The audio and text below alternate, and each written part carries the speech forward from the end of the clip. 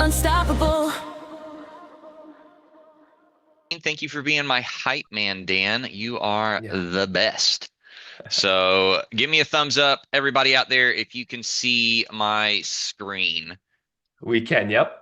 Sweet. Awesome. Well, super excited to meet with all of y'all today. What I'm going to talk about today is practical use cases for AI in your everyday workflow, just to give you a view of the agenda of what we're going to be going over today.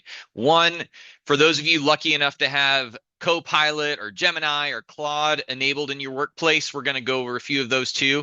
For those of you that don't have those tools, or if your workplace has said, hey, we'd rather you not put company data into any kind of chat GPT, we can talk about that too. So you still have use cases to help you in your recruiting day to day, and not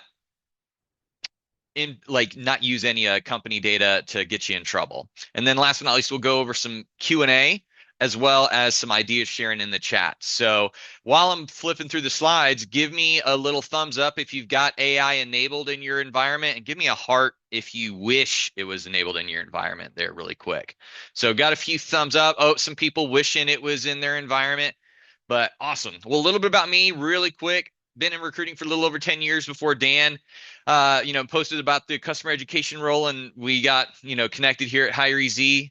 Before then, I sold insurance door to door. So a lot of my experience has been focused on optimizing time and managing that candidate experience. So a lot of things that I like to go over are things post you found them and how to make your day more efficient throughout. So who's this going to help? Ultimately, I'm a big fan of the 80-20 rule. There's a lot of amazing speakers today, but don't try and do everything that everyone shared with you all at once. That's a recipe for disaster. Take a few things, focus on 20%, and the rest of the 80% will take care of you, or take care of itself. And then last but not least, for those who want to, if you want to use AI, you're in the right place. This will definitely help you. If you don't want to use AI, stick around because you probably should. But anyway, how many of you, give me a thumbs up or any kind of emoji if you can relate to this emoji right here. I'm hearing all this talk about AI and I have no clue what I should do, right? How many of you can relate to this? If you're late in your journey, early in your journey, there's no wrong answer, right? There's a lot of really cool things. It's early in the AI career. It's still relatively new, right? You're hearing a lot about people using these use cases. You're hearing these super 10,000 foot view of how in the future we're going to be managing AI agents as individual contributors, right? We're not quite there yet. Some people might be, but don't worry, a majority of the people out there aren't there. So, main thing I want to say is it's not too late to get started, right? Eric is an AI mega user, so he probably has a ton of use cases. But one thing I want to say is don't go the way of seers like the internet. If you would have told anybody 30 years ago, hey, I I want to tell you that your 3-year-old's going to have their own Gmail account and your grandma's going to have a Facebook. They don't even know what Facebook is. That's the reality it is today. The difference is it's not going to take 30 years for everybody to use AI the same way internet is being used in everyone's life, right? So get into using AI on a day-to-day basis, whether it's for personal, for professional, just start using it so you can become familiar with it and not get left behind like Sears. Because who here is remember shopping at Sears? And y'all might know this story. Early in the internet, Sears CEO said, "Hey, I think the internet's going to be a fad. We don't have to, do e-commerce or ordering online. I think people still want to come into the stores." And then Amazon came by, and now look where Sears is, right? So don't be like Sears and get forgotten as soon as everybody else is caught up with AI. So that being said, few workforce enabled workplaces, if you have AI enabled through Claude, Gemini, is everyone has now an executive assistant. Who remembers Clippy back whenever they were using Microsoft Word? Give me a thumbs up if you remember Clippy, right? So AI is the new Clippy, right? The best part is, though, is it works, right? It's not just interrupting you. Oh, I see you're typing a letter. Let me hop in, right? So with that, if you've ever wanted an executive assistant, this is just a few things you can do. You can have Gemini or Claude prep your day.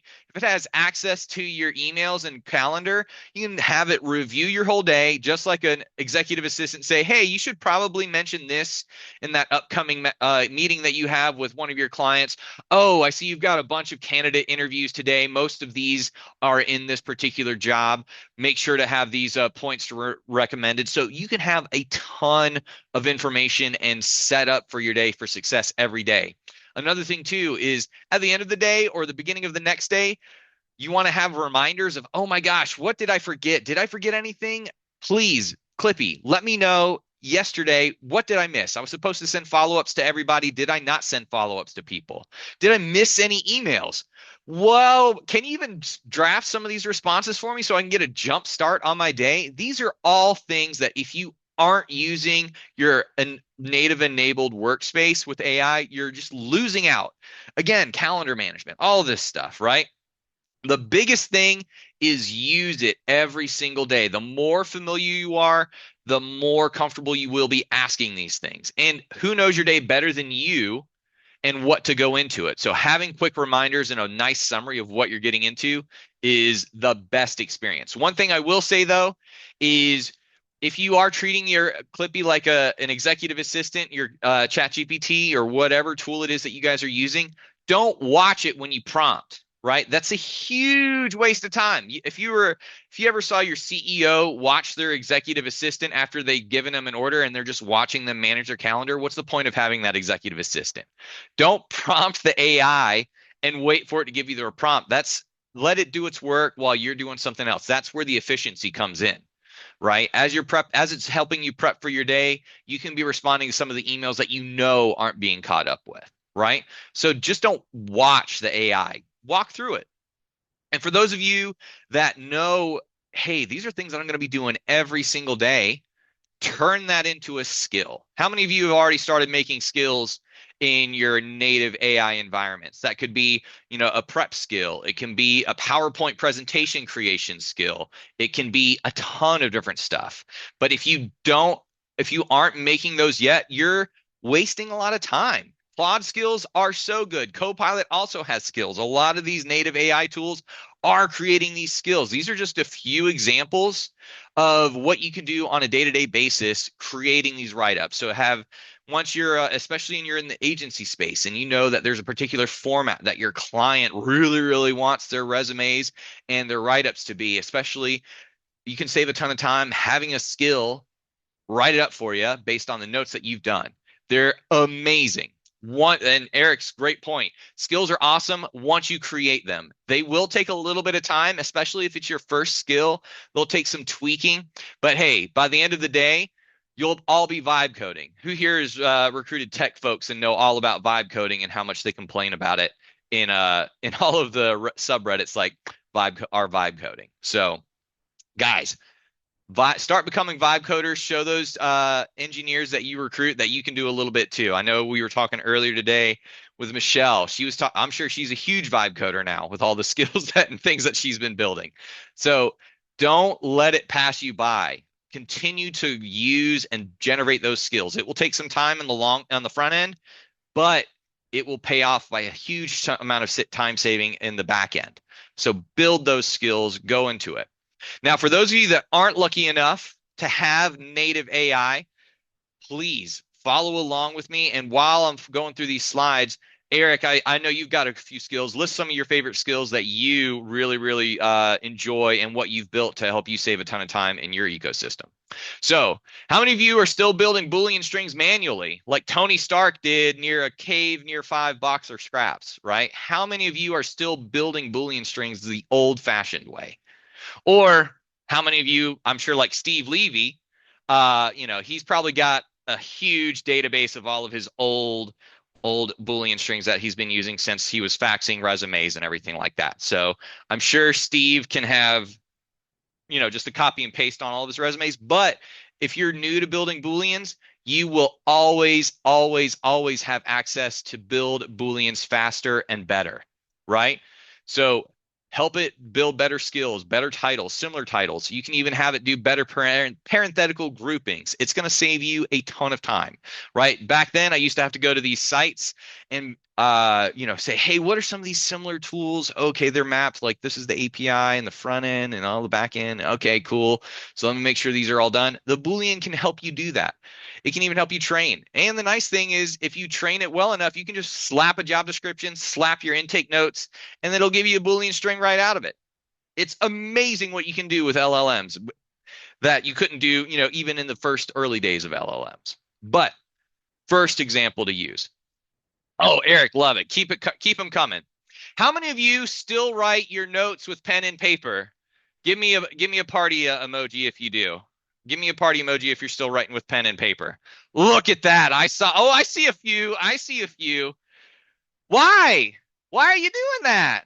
Nobody got time for that. Oh my gosh, you're going to have to transpose them. You're going to have to put them into a document, and then you're going to have to rewrite everything. Stop it. If you have a phone, a cell phone, you already have an automatic note taker, right? If you're taking calls on your cell, you can do it. I know iPhone does, I know Androids do, or at least my Pixel does, but you can do it. It'll document, it'll transcribe it, and then you can copy and paste it. Start doing it. We're not in 2018 like Victoria, right? So, guys, definitely use your AI note taking on your phone. You have a phone. If you have a smartphone, you have a note taker. Also, if you use Teams or Zoom or Google Meet, you have one too. If you like to do video interviews, it will transcribe for you, right? Do it. Start using it. And then the only thing that doesn't have text to speech is, or speech to text is smoke signals. I don't think anybody's recruiting using smoke signals nowadays. But you put those notes in your favorite LLM. You have a formatted prompt that, hey, this is how I want my notes to come out whenever I submit to this particular client, when I submit to this particular hiring manager. This is huge. This is going to be a huge time saver. So for those of you that are still writing with pen and paper on your notes, stop it. Try a few notes. Don't stop it completely. Don't go cold turkey, but maybe pick one day next week that you're going to try and use a transcribing tool in your phone or on one of your video calls.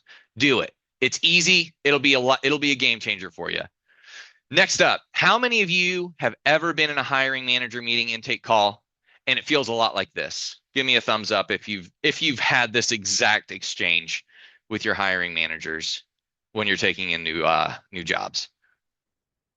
Yeah, I'm getting a few thumbs up here. Yeah, looks just like it, right? The good news is AI can help with that now, right? You're not just an order taker. You can find an Aloysius, right? You can find that person so quickly by just finding their candidate profile, plugging it into an LLM and saying, hey, what are some great key terms and things that I can use to develop a Boolean string? Can you help me find similar candidate profiles to this, right? Another use case for it is market data. Perplexity is probably one of my favorite free tools out there to use for this. Is you can go, hey, you're a labor economist like Mallory, and you specialize in this particular skill set in this industry. What are some labor exchanges or labor trends that I can share with my hiring manager regarding this skill set? All right, now summarize that for me in a way that the hiring manager will understand, right? You can do all of these prompts for free, and it's going to save you a ton of time, and it makes you become a talent partner, not just a recruiter. Well, Cassie, I mean, there's always going to be a tip there, right? So there are some times that it doesn't quite work, and that's where, you just got to get a better hiring manager, Cassie. Hopefully you can hire a better one for you soon. That's all I got to say about that, right? But that being said, the nice thing is hireEZ does a lot of this stuff AI natively, right? We help with hiring manager calls with easy insights. We help with the Boolean filters, all that stuff. These are things that I teach all of my clients how to do in hireEZ natively, which is really, really awesome to see. Especially with mass applicant review, it saves a ton of time. And campaign outreach, who has time to personalize hundreds of emails at a time? If you've got 8 candidates that have that particular skill set in one place, personalize those 8 emails. But if you got to do it for 100 plus, it's not going to work. But biggest thing about using AI is stay curious. Eric, you are a hero by posting some of these skills that you've been building with your AI tools in your AI native workspace. Anybody else, if you've got other skills that you've built or other use cases for AI, that's the whole point. We're early in the call. Oh, April, I'll have to talk to you later about that. But we do have AI interviewers out there. There's tools out there like crazy. But share your favorite use cases with AI in the chat so everybody can do it. We're still early. We're all learning new things. These are just a few initial things to get that spark going. I didn't want to go in too crazy and say, hey, this is how you have 10 different agents do your job for you while you manage them, right? It's not quite there yet for everybody. So, oh yeah, April, no worries. It's not gonna do the interview for you quite yet on your voice call. It's an AI agent that does the AI interview for you elsewhere, right? Don't worry. But that being said, you can add biggest thing is staying curious, asking how others are using it, right? Always, always, always, always stay curious, especially nowadays. It's literally the cutting edge. It's the Wild West out there. But any questions for me? Any questions in the chat? Anything you want me to go back over? Or anyone on here have a question for someone in the chat? I know that Steve's in here. He's a huge guy, a huge AI person that's using a lot. Eric obviously has already posted a few skills, which is great to see. But I love seeing all of this work. Oh, David's in here too, shouting it up. Love seeing it. Again, this is such an early stage. What's my favorite tool? I mean, my favorite free tool is Perplexity. I use it for a lot. My favorite paid tool, I mean, there may be a little bias, but it's hireEZ. I mean, look at this, right? I picked one of my favorite gifts for hireEZ. Aaron, I haven't used Comet, but I have heard about it, right? So Pin is also good. Pin is a good tool. Who else is everybody's favorite tool? Let's see. Perplexity. Yep. I'm a big Perplexity fan. I'm not a fan of Gippity. That's my least favorite tool. Claude's huge. I used Claude the other day to help me do a Pokemon draft league. So, yeah, Claude can do a lot more than just work stuff. Oh, we got a Grok user in the house. Ronnie. Love seeing you, Ronnie. One of my faves. I'll see you tonight at the meetup. If anybody here in Atlanta wants to geek out a little bit more, we've got the Atlanta Recruiter meetup or community meetup tonight at 6:30 in the Marietta area. Check me out on Meetup. I post memes about it all the time. But Dan, thank you so much. Love being a part of the community and seeing all the interaction in the chat. Everybody sharing some amazing thoughts and amazing skills. So I'll hand it back to you.